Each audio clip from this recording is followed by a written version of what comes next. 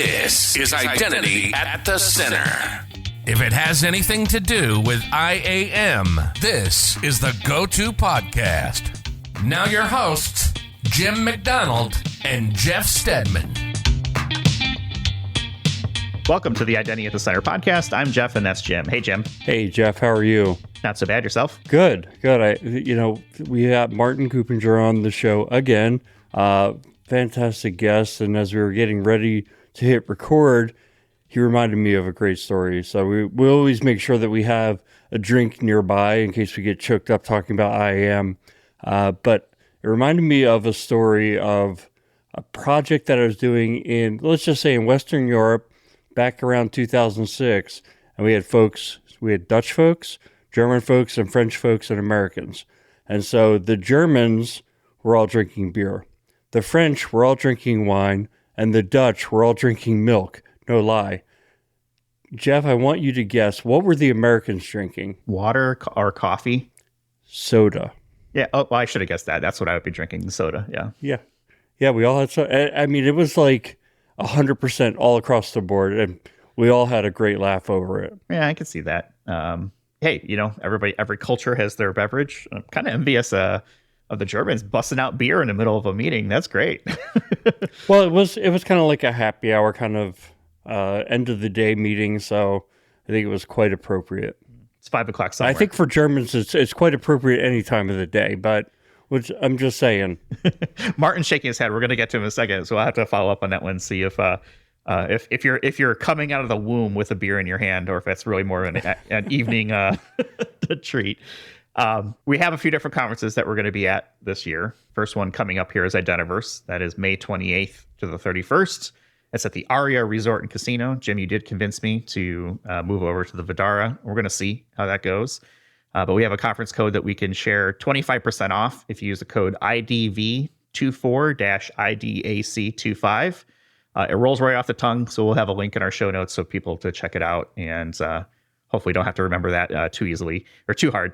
But you can show support for the show by using that code. And it does stack with whatever early bird discounts are out there. So, use it early and often, as we like to say. Right after that, because I know there's a lot of people who are going to Identiverse, and then they're hopping on a plane from Vegas and going around the world to the European Identity and Cloud Conference. That's put on by KuppingerCole. That's June 4th to the 7th in Berlin. And we've been fortunate enough to obtain a discount code recently for that one. It is EIC24 IDAC25. They get you 25% off. And we'll have a link in our show notes as well where people can go to register and use that code. So we'll be talking with Martin here in a minute or so about that conference. And then, Jim, do you want to talk about Identity Week? Yeah, Identity Week is a conference that happens on 3 different continents. Identity Week Europe is in Amsterdam, June 11th through 12th.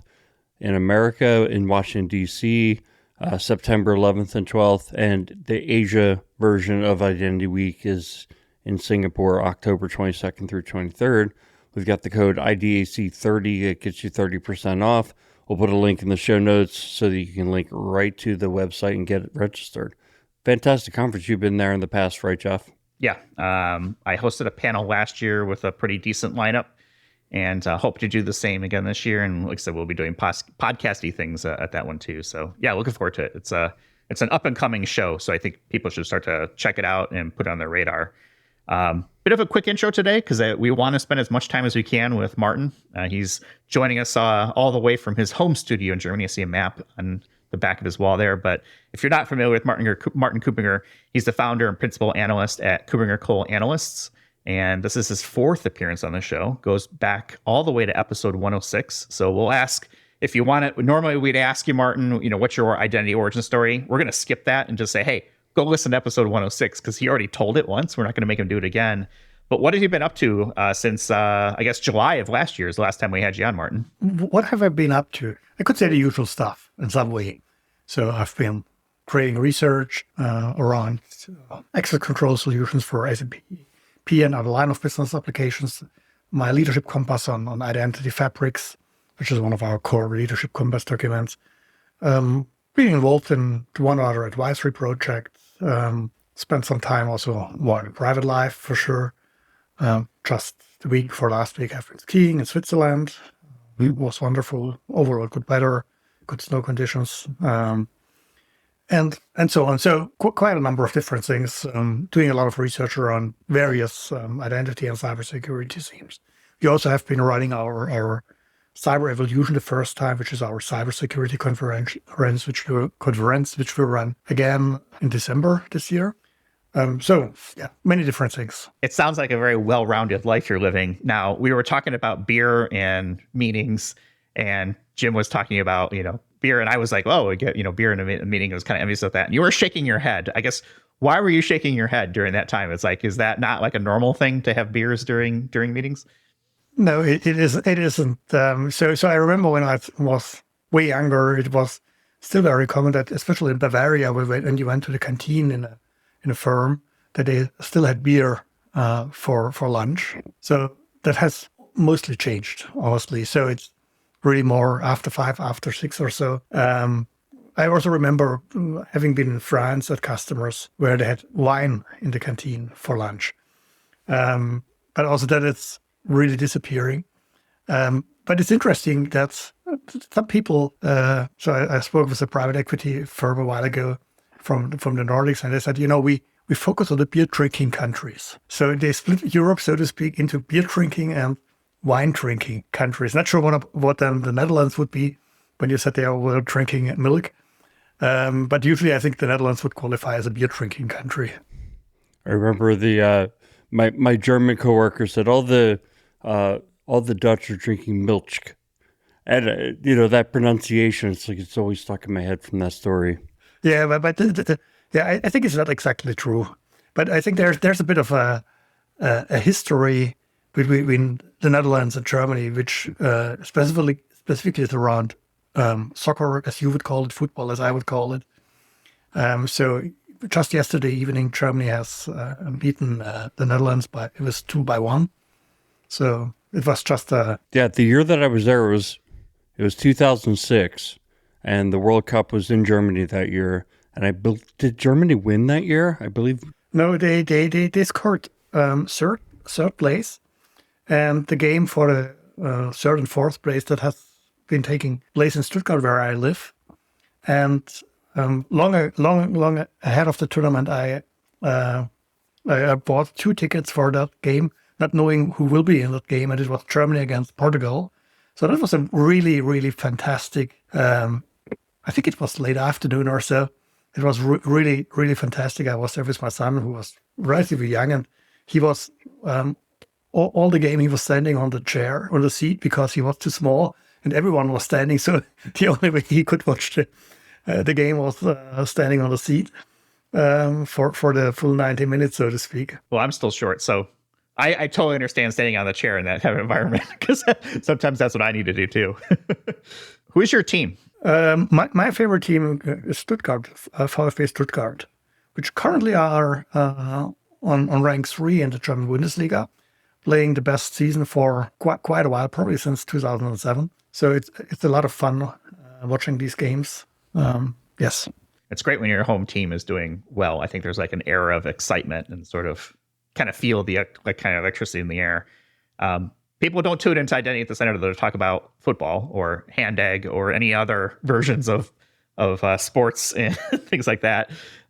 We were talking a couple weeks ago with our friend Andy Hindle, and Jim sprung a surprise kind of opening on us around this article that you wrote on LinkedIn called "Who Should Be in Charge of IAM and What's the Role of the CISO?" And so we spent about 15 minutes. If people want to hear that discussion, I won't rehash it here, but it was episode 268 with Andy Hindle, and kind of talked about the different roles and things like that. And I said at the time I had not read the article because I just wasn't aware of it until we're actually hitting. Jim hit. This is how it works. Jim we hit record, and then Jim hits me with something. I have no idea what he's bringing up, and I hadn't seen it yet. So we're kind of reacting in the moment.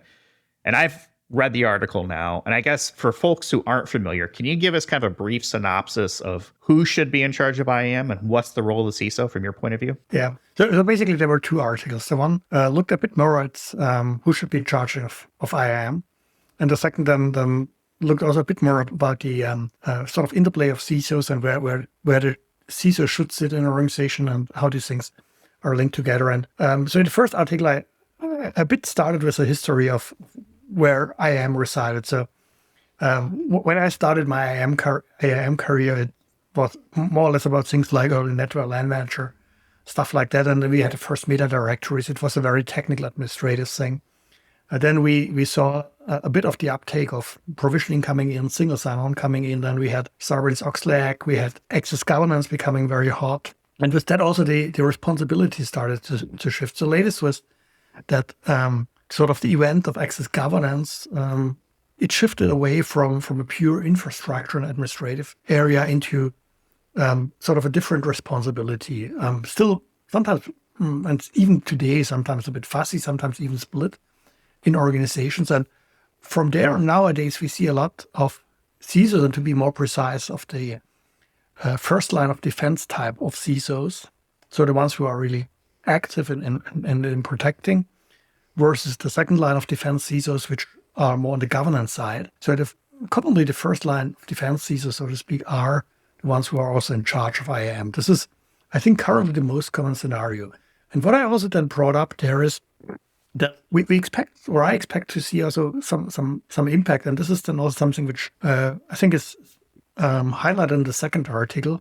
That is that we also see this entire theme of digital identity, which is not just security thing. For sure, yes, we need to have security for digital identities, but they play a very important role for the way we do digital business, or we do business in the digital age. So that again means there's potentially another responsibility or someone else coming in. In the second article, I looked in a bit at this also from a perspective of IAM versus digital identities versus then also cybersecurity. And I think this is an interesting point.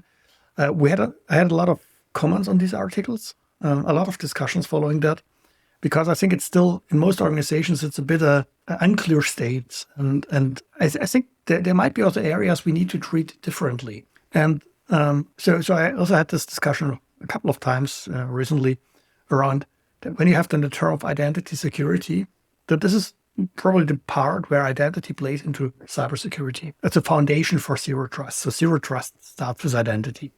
On the other hand, then you have from identity security, you have digital identity thing, which is really more on the business side. And there's the cybersecurity part, which is then sort of that part of cybersecurity, which has lesser to do maybe with identity. And so there are various ways you can look at this. And this impacts, I think, also who should be in charge.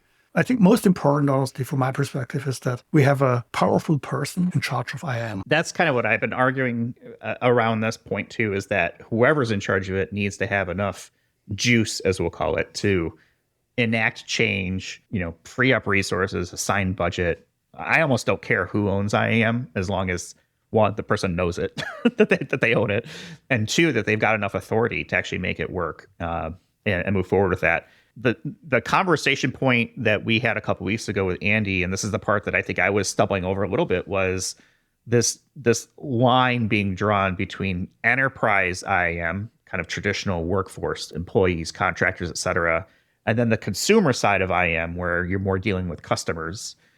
And I think, and I don't remember exactly what I said, so I'll kind of paraphrase it. What I thought at the time was, are we making too much of a thing or drawing too much of an artificial line when we talk about enterprise IAM versus consumer IAM, and the role of what we've been referring to as the CHIDO, the Chief Identity Officer? And does that role shade more toward consumer or to enterprise? Are they responsible for both? And I guess the problem that I've seen is that it's still not well defined, because I think some organizations really don't have a consumer focus, and that's fine, right? That's not their job. Others are more enterprise focused. I guess, where do you fall on the whole idea of a CHIDO, as we're calling it, Chief Identity Officer? Is that the same as what you're talking about from like a CIDO, or Chief Information and Digital Officer, or Chief Digital Information, and things like that? Where do you fall on that discussion point? Honestly, I know a couple of people love this idea of a chief identity officer, like Ian Glazer. I never was very convinced. I think we have too many chief whatever officers out there. And it's interesting that some of the comments also said, so we rarely see a chief digital officer, even while this is probably and even on the press of organizations, a much more popular concept than a chief identity officer. And so I think in one of the articles I also brought up that probably the CIO should be also the chief digital officer, potentially, or the Chief Digital Officer, the CIO, when we look at the role of what sort of IT, in that sense, in the broadest sense, plays for the digital business, it's inseparable. So from that perspective, but then you have people who make it work. And so that's probably more the head of IAM when we look at the IAM stuff, and that is probably a layer below that. So I'm not a big believer in the idea of a chief identity officer. Then you ask the question of should we split these roles? That's probably also where we may have the need for segregating between who makes identity work and who consumes identity. And maybe that is the better way to look at it. So when I look at the idea of the identity fabric, which we unveiled a couple of years ago, and which I think is quite popular these days, then this is also something which is a service idea, which is an idea to say it provides the services you need. And that across all the types of identities, all the types of systems, not only workforce as a consumer, but also non-human identities, silicon identities. And then we have the consumption of the identities. Maybe that is the split we should take. And that again would be more a chief digital officer in whichever definition role terminology as the consumer of identity services versus whoever head of IAM under the CISO, the one who delivers to that. Maybe that's then the CIDO. But as I've said, I feel that we have too many CXOs out there. Too many cooks in the kitchen, maybe. I think the role of a chief identity officer is something that each organization should decide. Are they sufficiently complex enough where they really require that type of role? Now, whether you call it chief or not is almost a separate discussion. The one thing that I will say going for the chief title is the presumed authority that role has, meaning that they do have either enough authority themselves or proxy authority to actually, treat this as a program. So I can see the benefit of having a very, important sounding title purely for the optics of it to say, oh, we take identity seriously and this is the role that's responsible for that in our organization. But I don't think it's the, if you're a small organization and you're not sufficiently complex to really kind of require that, or maybe you're not really consumer focused. I think maybe consumer focus maybe is a better look at for the chief identity officer versus like an enterprise focus. But I'm still torn between it because I can see it's like, yeah, there's too many chief titles, but how do you make sure you've got a role in the organization that actually has, the authority and the gravitas to move things forward? But I think this is exactly the point. At the end of the day, I think there are a couple of aspects. So you need a holistic perspective on identity management, such as in the identity fabric. You need the budget and the authority, which can be provided via the CISO or whoever has the title. And you need also from an organization's perspective to get rid of these sort of traditional splits you still sometimes find. So you have sometimes I even see organizations that have identity and access in different departments. Or yesterday I talked with someone who said, fortunately, he finally sort of became the owner of the Active Directory and the Entra ID instead of the infrastructure team owning that, because these are identity systems, so identity people should own them. If we solve these things, the titles are probably secondary thing. Jim, what do you think? You've been listening here back and forth. Where do you fall on this conversation? And I guess just to acknowledge what you said earlier, Martin, about Ian. Yes, he's the one who started this. I think, at least from my perspective, I can remember it was last year Identiverse. So we're going to see Ian at Identiverse in a couple of weeks, but we can maybe get an update on that. he talked about this at EIC, I think last year, maybe even the year before. Mm-hmm. So he's advocating this a bit. I think it fits well into the ID Pro context he had started a longer time ago. But very versed, by the way, to work at ID Pro. Yeah. So Martin, I guess I wanted to start with, I think you're one of the few people who does this, where you write your blogs directly on LinkedIn, you make them super short. They're like a 1-minute read or a 2-minute read, and man, that's impactful. I was go to so many blogs where I turned them into a 2-minute read by skimming them, but you put just enough text that I can read it all and not get bored. And then, but even though it's a 1 or 2 minute read, obviously we've been talking about this darn blog for like weeks now. So kudos to you. And like you said, it gets a ton of people talking about it, right? So I think it's a service to people, and also I think you're achieving what you're hoping to achieve. Yeah, I think what I hope to achieve maybe is really with these articles to provoke discussions, to trigger discussions. So I sometimes I have to admit, and I like you're saying that's a good length, because sometimes think about, do I need to go more into all the different details, or do I leave it more at that level and say, okay, these are things I think about, I see, and think about, start a discussion. And I think when you say you like it, that's good feedback. Thank you. Yeah, great perspectives that you have and great level that you're putting it at. So with what you and Jeff were talking about, I do agree there might be too many C-levels in an organization. I think that's up to the organization to decide. Do they need a chief privacy officer? Do they need a chief X, Y, and Z officer? But I think that's up to the organization. Where I think it comes to identity is if identity is a business differentiator for you or something you're doing, I don't think enterprise identity is going to be a differentiator for pretty much any organization. How you present yourself out to customers, okay. Now, if the identity itself is the asset, or you're doing something that is completely cutting edge stuff, I don't think you want to throw that back to your traditional IAM team.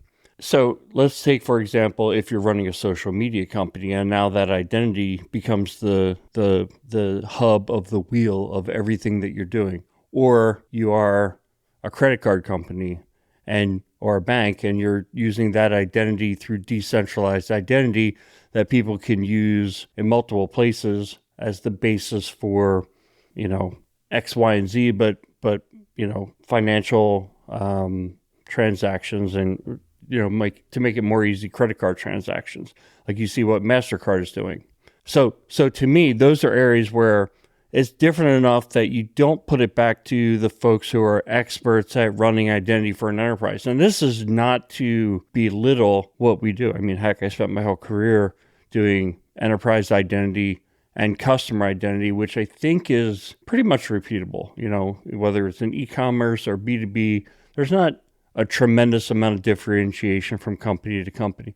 But now when you're starting to say, okay, the identity is the hub of the wheel of how we make money, I think having somebody focused at the leadership level, a chief identity officer, makes total sense. What are your thoughts? I disagree a bit because we probably put too much emphasis on identity here. So I'm an identity person, but I would say the identity is the wheel. At the end, we say our understanding of the customer and what we enable the customer to do, a business process, the business cases, this is what we are starting with. And the identity in that sense is the enabler to do business differently, to do different things in business, to implement new business cases, entire new lines of business, etc. It's an enabler, but we don't do it because we have an identity and want to do something with the identity. We do the identity because we want to do something in the business. And yes, decentralized identity will enable us to do a lot of things differently across a huge number of different areas, from citizens to governments, to individual things, to enterprises working with their partners and customers and employees and consumers. Everything will be impacted. But at the end, it's an enabling technology. And at the core is the business, the area of business, the business case, etc. The job of identity then is to ensure that we don't run into trouble by having different approaches on identity, by having multiple identities for the customer, etc. But that again is, so to speak, by delivering, by providing the service that for the identities, back identity fabric, APIs which can be consumed from business services, stuff like that, where we can unify that. And again, also hinted that behind that identity is then in some sense usually still a standard business system. There's a system of records where you have the information about the person, which is not, so to speak, not just the identity. And that system is not, so the CRM, the ERP, whatever it is not in the domain of the identity people because it's on the side of the business. So I think But why we all love identity and why we all understand and feel that identity is important and that decentralized identity will be extremely impactful for what we do. At the end, it's not a purpose of itself. Absolutely. So I think this is a topic we're not going to solve today. Maybe next year, it'll still be something we're talking about. Hopefully next year, Jeff and I can come to EIC 2025. But before that, you're going to have EIC 2024. It's coming up. It's in Berlin. Let's take a moment. What is the city of Berlin like? Oh, you asked someone from Stuttgart about what a city of Berlin is like. That's a tricky question. I think there's a bit of an anonymity between Berlin and Stuttgart, and so my perspective of Berlin might be slightly biased. So maybe I refrain from responding to that question. I think Berlin is huge. It is vibrant.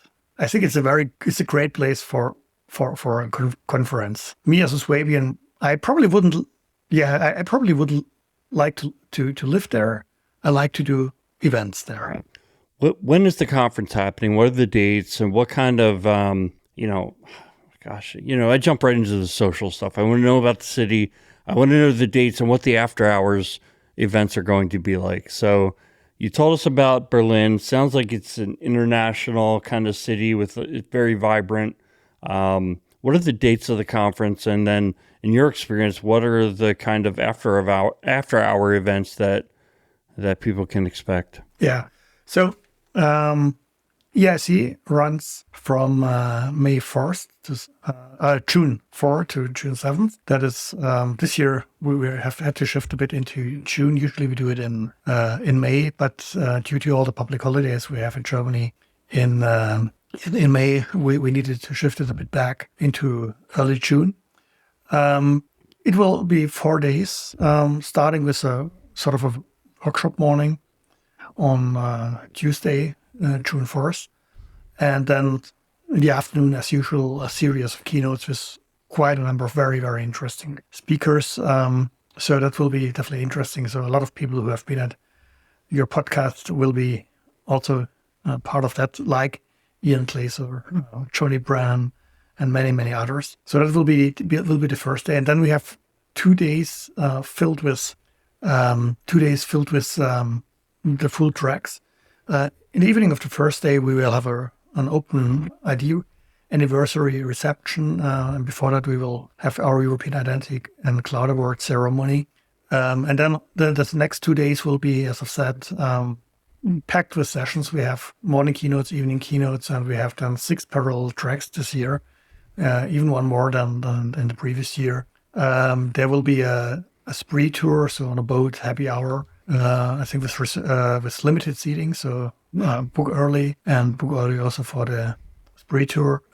Saturday, as I've said, also the Thursday, with again fully packed. No specific evening program there, so this is your opportunity to visit Berlin. Then we run it until the afternoon of Friday, when I do it at 3:30 on the Friday. 7th will do my closing keynote.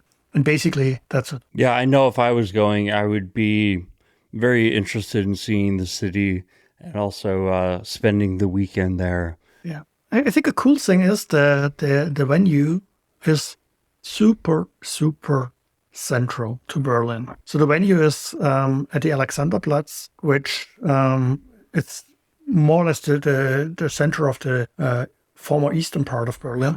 So really extremely central, perfect connectivity with public transportation. What form of public transportation do people use to get around? Train? Is that the most popular? Yes, you have then subway, and you have the S-Bahn, it's called, which is the sort of the short distance trains, both here. But you also have very close, you have a railway station. Then also for the longer distance trains. Plus you have in Berlin quite a number of bus lines if you like to take the bus. Yeah, well, so if this is somebody's first time coming, what advice would you have for them? I would say buy a 4-day or depending on how long you stay, tickets, or at least always 24-hour ticket, something like that. You just hop on and off the public transport. Public transport is very good, and in most occasions, or in many occasions, you're faster than by taking a taxi, for instance, and much, much cheaper. Now, as far as the conference goes, if somebody can't attend, but look at the speaker list. It's just fantastic. They want to play a part. They want to hear some of these presentations or see them. Are there any options for those folks? Yeah, the conference is fully virtual, fully hybrid. So you can buy a virtual ticket, you can buy a hybrid ticket. With the hybrid ticket, you can also sometimes, I heard from people, they said, in the morning I had 2 or 3 calls. I stayed in my hotel room. In between, I listened to various sessions. Then I moved over to the venue. Everything is possible. And so also if you can't join in Berlin, then just go for a virtual ticket and you can attend all the sessions live or the recordings, etc. That's great. What are some of the main themes for the conference this year? Oh, not very surprisingly, decentralized identity. It's surely one of the key themes. So decentralized identity, we had just a few weeks ago, the EU Parliament approved the EIDAS 2 regulation, which then brings also the EU decentralized identity wallet. So we are really moving from sort of theory and standards development and ideas to more practical use cases, practical implementations. And that is one of the topics that play a very important, very central role at EIC. We surely also will look a lot about the intersection of AI and identity. So how will AI impact things, and how does identity play in? So I sometimes tend to use the term A-identity. So AI for identity, identities for AI. How will we deal with identities of sort of autonomous component systems that act on our behalf? So our digital doubles, or however you like to call it. But you also will look at enterprise digital ID. We will have a track which goes into digital ID deep dives, where we really look at things that go really deep into it. We will have one track that is called Fortress Identity, which is really looking at more the identity security aspects, if you would like to say so. As usual, trends, innovation, very important. What is happening? So it's everything from sort of down to earth things, such as a session on if you have SAP identity management, what's next with the end of life. That will be covered, as well as the future of consumer identity, as decentralized identity, as some privacy topics. We will have Max Schrems as a speaker again. That is the one who fought a lawsuit against the EU regarding the privacy regulations and frequently succeeded here. So very interesting person, and from that perspective. So it's an interesting mix, and I think it's some 250 plus speakers. We will have at EIC 230 plus sessions. So there's something for everyone. And I think it's also, even if you're there, and I hope everyone will be there, even then you probably will need the virtual part of your hybrid ticket to sort of visit some of the sessions afterwards, because there's so much you can do always in parallel. And I hope also that a lot of people will be there, because I love to talk with all the people from the identity industry, the end users, the vendors, the consultants, etc. I think it's always a very, very good exchange, and it also gives me a lot of food for thought, also me, for the next couple of months. Absolutely. So thinking about the keynote, is the keynote just you up there speaking, or do you bring in a couple of speakers? Kind of talk to us about the keynote and what goes into the preparation for the keynote. I think it will this year only be me. At least that was the latest date I had. Yeah, it's only me. Last year, I think we had a bit of a mix. This year, we decided to go back more to a traditional keynote idea. So I will talk about Vision 2030, rethinking digital identity in the era of AI and decentralization. So what I will do is really look at what do I expect to change across sort of the entire domain of identity. So with decentralized identity, we see AI coming up. We see we see that this will impact enterprise identity management in different ways. In consumer identity management, surely also will be significantly impacted by decentralized identity. But we also have other types of changes like more policy-based access controls, more orchestration. Orchestration, I feel, is a very hot theme. And bringing this all together and looking at what do I expect, so to speak, a bit identity management to look like, or digital ID to look like in a couple of years from now, that will be my topic for the keynote. I have a lot of ideas here, but I haven't really started yet with building my deck and creating this keynote. That will take me some time. So that presentation definitely is always the one which takes me longest of all the presentations I do for. You don't seem like the type of person to get nervous, but you're going to have a lot of people in the audience. Does that even affect you, how many people are in the audience, or do you look at it as another day on the job? Usually for the opening keynote, there are a couple of hundreds in the room. Overall, at the venue, we expect to be definitely north of 1,000, with some peak times sometimes where it varies. We also then have a couple of events where we have extremely high virtual attendance. I think there are a few things you also can watch with a so to speak, just a free ticket. So we usually had some of the pre-session workshops, or very selected things available, and sometimes it's then up to way north of 1,000 people listening in live. Does it make me nervous? I dare to say it's probably the only presentation throughout the year that really makes me nervous, at least a bit. So you may see me talking a bit more, babbling a bit more, walking around, things like that. So yes, at least under the hood, I'm a bit nervous. And who knows, we may observe a difference compared to other occasions.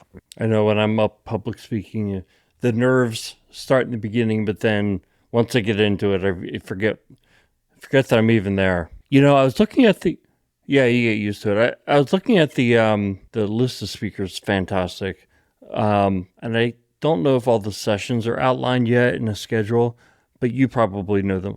What sessions do you think really jump out that you're excited for? Oh, I just recently wrote a blog on that, by the way, at our website where I looked at some of my favorite EIC highlights. So it's at the KuppingerCole website. When you go to the blog, then there is an EIC 2024. Don't miss these highlight sessions. And so there are really, really many different sessions. There will be a decentralized identity deployment bootcamp with some very experienced people running this. There will be an advisor to the German Federal Ministry of the Interior and Community, looking at EIDAS 2 in Germany. Experts talking about the latest on EIDAS legislation and what it means.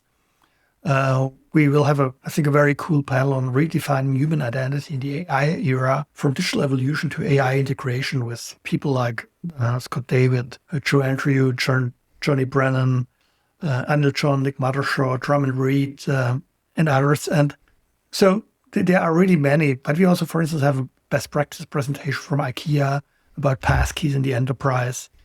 So there's something in for everyone, down to things like best practices for resynchronizing AD and Entra ID after forest recovery, which is then really more the down to earth part. And as I've said, there's something in for everyone. The agenda is in a pretty advanced state already online, so you can look at this. It's not 100% ready, but there's, I think, a pretty good state nowadays. And you two definitely must not miss EIC 2025. So I really love to have you there. And then we maybe can do a bit of podcast recording live things there. We, by the way, will have a studio again this year. So you missed that opportunity. But let's look forward to next year. Yeah, we definitely have it on our list of things we want to do. I mentioned I looked through the speaker lineup, and 22 of the speakers at this year's EIC have been guests on the Identity at the Center podcast, and 2 other folks are going to be on within the next 2 months. And then you've mentioned Joni Brennan a couple of times. I've been in communication, and I'm scheduling time to have her on the podcast. And then you mentioned IKEA, I've reached out to Martin from IKEA.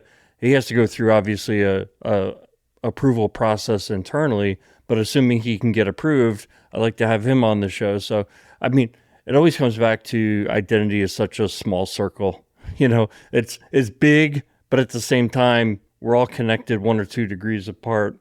I wonder, who are some of the speakers that people might not know of? Maybe they're not as, well known, that you think will make a big splash at the conference this year? Okay, that's a tricky question, and so it's just a selection, so I don't want to leave anyone out here. I think who's definitely very interesting as a speaker, that is Emily van der Lande. She did a talk at our cybersecurity conference last year in December, and she is really someone who does great presentation, has great knowledge, is very astute. So she's definitely someone worth listening to. I like Joe Carson. He's probably more popular. CISO, Chief Security Scientist at Delinea. He's an extremely good speaker.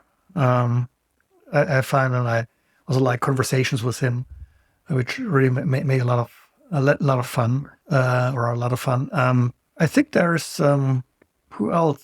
So many of these, The problem is I know really very many of these. So it's relatively difficult for me to judge who is maybe not as popular or not as well known. Let's phrase it like that. I think Omri Gasset might be very worst. Also to listen to his from Acerto. I had some very interesting conversations with him over time. We have people from the private equity business to look at it more from a market investor perspective, like Philip from Crawford, and so many more. So it's really hard to pick the people, and clearly there are some of the let's say usual suspects or so here as well, which are there more or less every year, which are just very good. So it's a really incredible lineup of speakers again this year, and just come to EIC and you can listen to whomever you want. It really is. Like I said, 22 alumni of the Identity at the Center podcast. You just mentioned Omri. He's one of the 2 that are scheduled in the next 2 months. The other is Patrick Harding from Ping. We're swimming in the same pool, I guess, is the summary. That was a tough question, Jim. It's like asking, what's your favorite child? Or, Martin, I think you answered it very diplomatically and very well.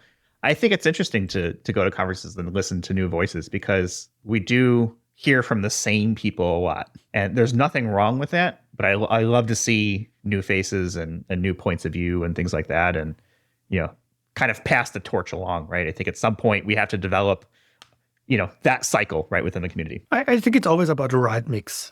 So there are people who have something really important and valuable to tell every year. And you also need people who come in with new perspectives, new ideas. And I think we have quite a good mix. I think the good thing is if you have so many speakers, at the end, the mix comes a bit automatically anyway. And I think this is important to have. Well, I'm looking forward to hopefully attending next year in person. It's been on the bucket list item, I think, for Jim and I for a while. Obviously, international travel is a little bit difficult sometimes for stuff like that, but we will make it a point to try and figure that out. I'd love to do podcasty things at conferences, as I like to say. You wrote another article. I want to shift gears away from the conference. And this was a blog post on the KuppingerCole website. And we'll have a link in our show notes. And it talks about SAP and the identity management end of life and what's next. This came out, looks like a couple weeks ago, March 13th. And I'm curious, what are your thoughts on sort of that announcement? And I know you cover it here, but can you kind of summarize that blog post? Yeah, so at the end of the day, the point is pretty simple. SAP announced that they will retire or have an end of life for their SAP identity management solution by the end of 2027 with an extended maintenance period until 2030. That means that customers need to think about it. And I think you're in the identity space for a while as well. So if you take a time of 3 years or 3.5 until the end of 2027 or 6.5 until the end of 2030. 3.5 years is not much for making the plan for what is your future of your IGA part of that. How does it play into your identity fabric? Selecting the tool, implement it, doing the migration, getting everything connected, also making a step forward. And even 6.5 years are will become far too quickly. And so it's something where the customers that are affected by this, and this is a really very large group of customers, they need to start thinking about this now. And there are definitely a variety of options. The one thing I definitely can recommend is not just replacing the one tool by another tool. Don't do it tool-centric. Start with thinking about how should your identity management look like. We discussed a ton of things around what is happening in identity management. So this identity fabric, the perspective on beyond workforce, IAM, the impact that decentralized identities may have, etc. And at least what you do should be that you prepare for change and then select something that works for you, not now only, but specifically. So when we look at 2030, which also works in 2038 or so. So you need to plan ahead and you need to take the time to think that through thoroughly to make the right decision. And it's not just a tool thing, there's more around it. And I think the point is also, people frequently refrain from this conceptual parts and whatever, looking at processes and policies and doing a sort of tools choice, etc. That costs so little time and money compared to the cost and time you spend for the project, for the deployment, that it doesn't make sense to be tied here with the money, because that also will save you money later on. So the best thing you can do is spending the time ahead. When you build a house, you have an architect first and a couple of other people thinking about it. And that saves you money. If you don't do that well, you spend money later on, more money. And so I just can say everyone who is in that situation needs to make that change. Step back now, start with planning, start with talking to the experts, the system integrators, the analysts, the others, to figure out how your identity management, if you'd like to use the term identity fabric, should look like in the future. What is lacking? What do you need to do? How can you make the transition as smooth as you can? And then you are also in the SAP world. That means you need to also think about how is the interplay? You may have an SAP access control on premises now today. You may think about SAP Cloud IAG as the sort of the SaaS successor of that. Or you may think about maybe Passlog or so, or whatever else. There are a couple of vendors that I've been writing leadership compass documents on that. Just look it up. Are the right ones, or is it someone who does both? Is it the IGA tool that is strong in the SAP world? What is the right solution? That needs to be figured out well. You may have other things in place, Okta, Microsoft Entra ID, etc. for the access management piece. How does this work together? Only when you do that right, you will make the right decision and succeed. Martin, can anything be implied from this in terms of SAP's strategy relative to identity as a whole? So what I'm getting at with that question is, you don't address it here at all, but what about the future of Gigya or Customer Identity Cloud? Should we be thinking that there's implications here that SAP might also be backing out of that market? I don't expect this to happen because that's just really a totally different group within SAP. So there are different teams doing different things. SAP also will continue to sell their cloud identity services and the cloud IAG solution, as well as access control remains a strategic product. So access control is that sort of GRC tool and quotas for the SAP world, and IAG is the sort of successor, which also does a bit more. And cloud identity services are sort of a identity management solution, which is very, very standard focused. So supports SCIM, supports OAuth, etc., but doesn't come with specialized connectors into the broader non-SAP world.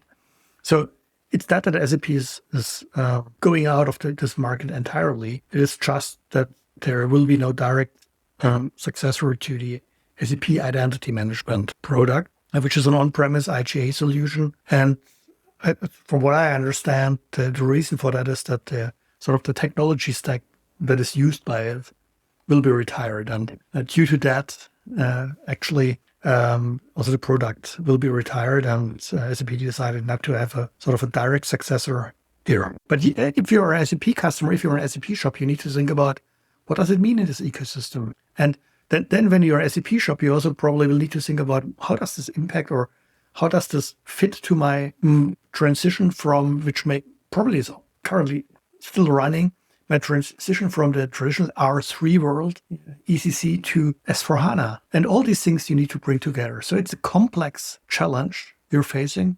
Do it right. Don't just look for a tool. Do it really properly. I think that's, really good advice, because SAP is notoriously difficult from an identity standpoint because of the complexity of it. And there are lots of options in this space, and it's probably worth taking the time to discover what those are. There might be ones that are established players. There might be new ones out there that, maybe this is an opportunity for someone to come out of stealth, say, hey, we're going to fix this thing. But definitely would encourage people to look at that. 3 years to 6 years, depending on how you want to look at it, right? Based on the end of life, is not a long time, as you mentioned. Typically, if you have SAP, you're probably a larger organization, which means you probably have a little bit slower cycle. So you probably want to get started now and not get caught, later on, kind of scrambling at the last minute. Martin, you've been very generous with your time. We want to get things wrapped up here so we can let you get on with your evening and things like that. What do you do for fun? Because I see you're writing all the time. You're talking, you're at conferences, you're doing analyst work, all that kind of stuff. But what do you do when you're not doing identity things? Oh, a lot of things. So I have a family, and it's a family first thing. We like to travel a lot. So spend a lot of time on vacation. Having also the European advantage of probably having a bit more days off for that purpose. I spent a lot of time cycling. I've been skiing the week before last week. I love cooking and eating. The liver maybe a bit too much, so that's a constant fight, unfortunately. It also interferes a bit with the cycling part. So overweight and being good on the bike is not a perfect combination. On the other hand, the bike helps usually getting the weight again a bit down. So a lot of things. I read a lot. I love watching my favorite football, aka soccer team, and things like that. So if you had to cook one dish to impress somebody, what is the thing that you would prepare for whoever that somebody is that you're like, I have to nail this? Like, this has to be, representative of me and how I want to present that. It's my signature dish, so to speak. It depends a bit, because I would say my signature dish is a saffron risotto with mushrooms, usually, I don't know the English term, Pfifferlinge, which are relatively small types of mushrooms. And then on top of that, I usually do a fillet from beef in small cubes, very shortly. Chanterelle, by the way, is the term for the type of mushrooms. So very small cubes of beef fillet, shortly in the pan, and with a bit of a very dense sauce based on a good fond. If I have guests, so don't want to do a risotto, you need to be à la minute, then I probably would go for something like just a coq au vin, bœuf bourguignon, with some gratin from potatoes and stuff like that. But yeah, it depends a bit. You have multiple arrows in your quiver. It sounds like, to be able to prepare depending on the guest.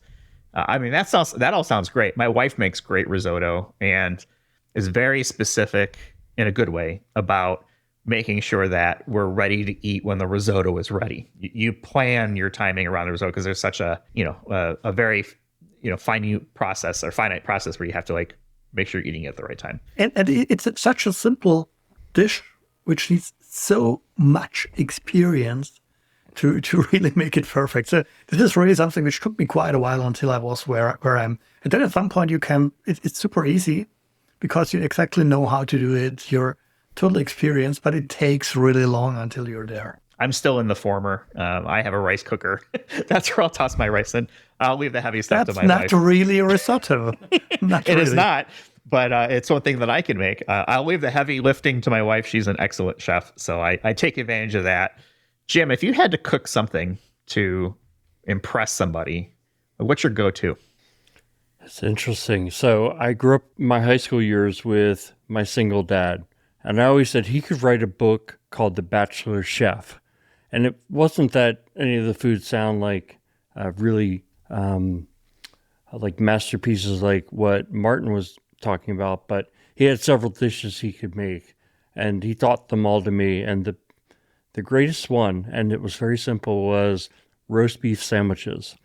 And he would just get the roast beef very thinly sliced, get the au jus, and kind of like, roast in that, fresh Kaiser rolls, and lots of horseradish. And it sounds super simple, right? And it is super simple. But everybody who eats them just says, wow, this is one of the best roast beef sandwiches I've ever had. So that would be my go-to. All right. Simple's, there's nothing wrong with simple. If you can nail the basics, I mean, that's great. I can't say that I'm much of a chef. It's been a long time since I put anything together. But I will just say fast food, DoorDash is what I do. It's what I would go with. We'll go ahead and wrap things up for this week. Martin, thank you so much for your time. I know you're a busy guy, but always a pleasure to catch up with you. We'll have links in our show notes to all of the stuff that Martin talked about, the conference, discount codes, all that good stuff. Jim and I are on the web, idacpodcast.com, Twitter, X, whatever it's called when you're listening to this, at IDAC Podcast, Mastodon at IDAC Podcast, at infosec.exchange. And yeah, connect with all of us on LinkedIn. Like I said, there'll be links in our show notes. And with that, thanks everyone for listening, and we'll talk with everyone in the next one. You've been listening to Identity at the Center. We hope you've enjoyed the show. Make sure to like, rate, and review. And we'll be back soon. But in the meantime, hit the website at identityatthecenter.com and find us on Twitter at IDAC Podcast. See you next time on Identity at the Center.